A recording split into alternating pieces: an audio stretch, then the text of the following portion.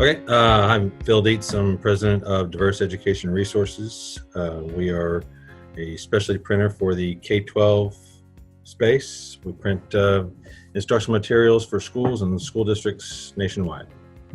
All right, thanks, Phil. I guess you've been a customer of ours now for a year and a half, or a year, something like that. And yeah, November 19. Okay. And at that time, you were looking to solve some problems. You were looking for some technology and a partner. And what problems were you looking to solve back then? Why did you call us? We were looking to automate the file creation as much as possible and a lot of the operator function on Digimaster equipment, so legacy black and white cut sheet systems. Let's say automate the operator functionality, paper calls, finishing, Plex, etc. And found out a little bit more. We were already down the path with another vendor, and ultimately they couldn't get done what we needed done. And talked to a couple others before circling back and visiting with y'all, and embraced it. Said absolutely we can, and jumped in and we started going at it. Okay, yeah. So it was like an automation issue, I guess. You wanted to get rid of a lot of the manual processing and handling of the output from the printers, the packaging, all that kind of stuff. Right.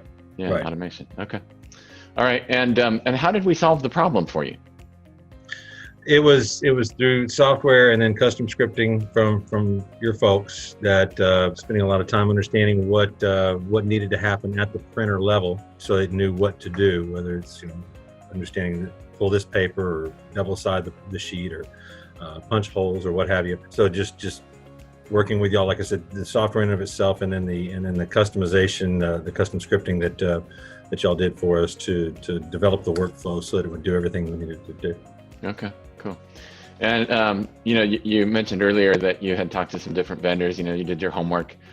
I guess you chose us because we had a certain level of expertise. Was it the capabilities of the software? Maybe both of those things? Well, it was the capabilities of the software. It was the confidence that y'all would step forward and do a proof of concept, not full on develop the solution, but a proof of concept to the point that we'd all feel comfortable that to move forward. The prior vendor I had worked with, they agreed to do that proof of concept and spent a lot of time getting to that point and couldn't make the system work, and then wanted me to pay for essentially a solution that didn't work, and I wasn't going to compensate for their time when their time equaled no results. So that was kind of how that ended up there, and I wasn't going to step forward with any other vendor going forward without some agreement of we will produce a proof of concept to your satisfaction. And then I knew it was going to be a billable engagement because there was a lot of customization.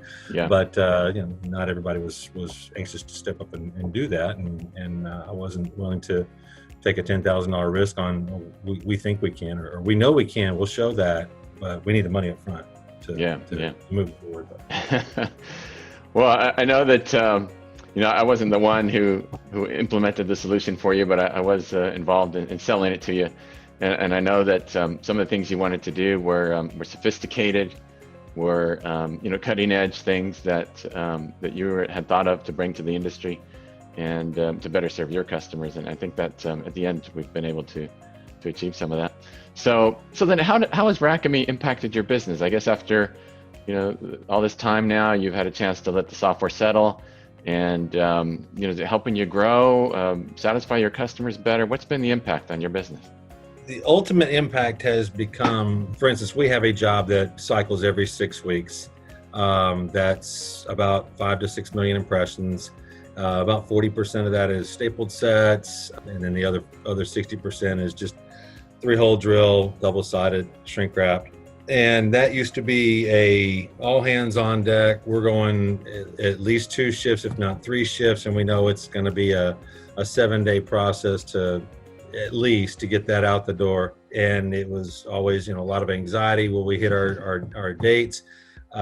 because we don't have, from the time we get the files, we don't get to control when we receive the files, because it's a just-in-time type material. So when that element of control is removed from you, you're left with the time that you're left with.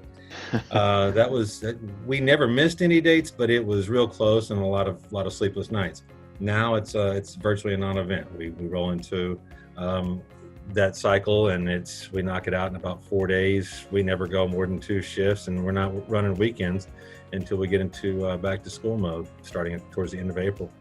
So it's really, what it's done is it's given me the ability to add additional equipment, grow our daily capacity significantly without adding the labor side of things at all. The accuracy that it gives us, it is rare that something slips all the way back to shipping that an error, with an error. And that's really what the goal was that accuracy, to avoid the reships. Because the reships, I mean, the challenges they cause, whether it be hard dollars in... Well... All right, there we go.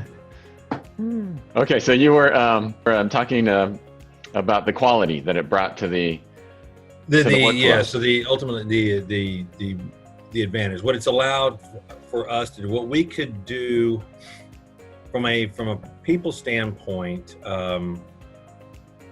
I can do 4 times the volume in a day with the same number of people now than I could when we first engaged. And I can be confident of an accuracy level that is just off the charts ridiculous. As an example of the somewhere north of 50 million impressions that we sent to our largest customer over the course of last year. And that's, I mean, how many boxes is that at 2,500 sheets a box, basically. So the tens of thousands of boxes that we sent them, we had to reship 6 boxes total. I know for a fact 3 of those boxes were actually there and where they were supposed to be, but you only push back on the customer so hard and we ask and reship.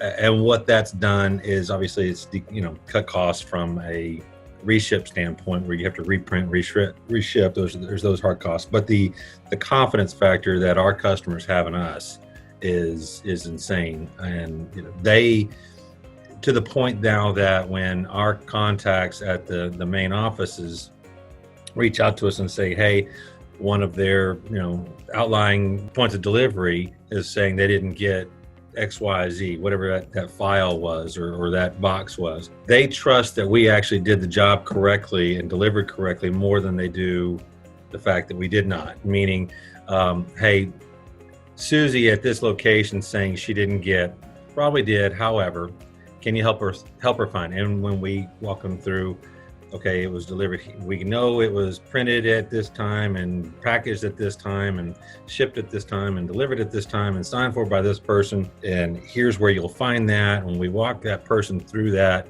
9 times out of 10 or more, they find the materials that they're missing. Well, that's great, Phil. Thank you so much. We appreciate you being a customer of ours and giving us the confidence at the beginning to deliver a solution to you, and we're glad that it's worked out. Absolutely, and looking forward to the next steps in terms of further developing our solution that we've got in place now, and then as we grow and look to add continuous feed here towards the end of the year, obviously setting up the next workflow, if you will, to be able to go down that path. Yeah, we look forward to that. All right, thank you, Phil. All right. Well, appreciate it, Matt.